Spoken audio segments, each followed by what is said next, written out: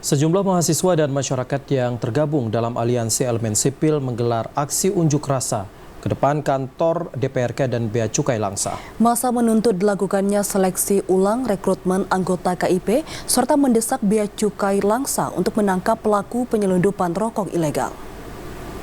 Sejumlah mahasiswa dan masyarakat yang tergabung dalam Aliansi Elemen Sipil menggelar aksi unjuk rasa ke kantor DPRK dan Bea Cukai Langsa. Adapun tuntutan massa ke DPRK Langsa yaitu mendesak pimpinan DPRK Langsa untuk segera menghentikan dan memerintahkan Komisi 1 melalui Panmus untuk membentuk tim khusus rekrutmen calon anggota KIP Kota Langsa, di mana dalam rekrutmen calon anggota KIP Kota Langsa sebelumnya diduga telah terjadi kecurangan. Setelah berorasi di kantor DPRK Langsa, massa bergerak ke kantor Bea Cukai Langsa. Tuntutan massa ke kantor Bea Cukai Langsa yaitu meminta penjelasan pihak Bea Cukai terkait tidak adanya satupun kasus penangkapan rokok ilegal yang dilimpahkan ke kejaksaan dan disidangkan di pengadilan. Oleh karena itu, massa menduga Bea Cukai Langsa bekerja sama dengan pelaku penyelundupan rokok ilegal tersebut.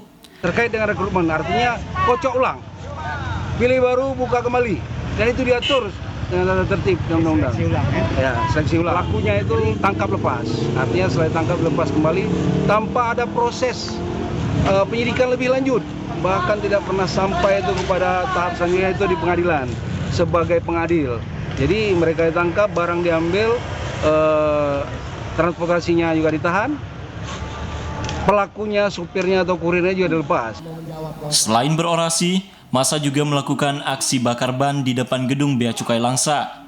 Selain itu, massa juga menyegel pintu masuk kantor Bea Cukai Langsa karena tidak diizinkan masuk ke halaman gedung. Massa juga mengancam akan turun dengan jumlah yang lebih besar jika tuntutan mereka tidak diindahkan. Hingga siang, massa masih bertahan di depan kantor Bea Cukai Langsa untuk menunggu jawaban atas tuntutan mereka.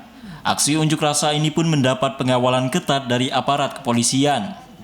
Dari Langsa, Mulyadi, TVRI melaporkan.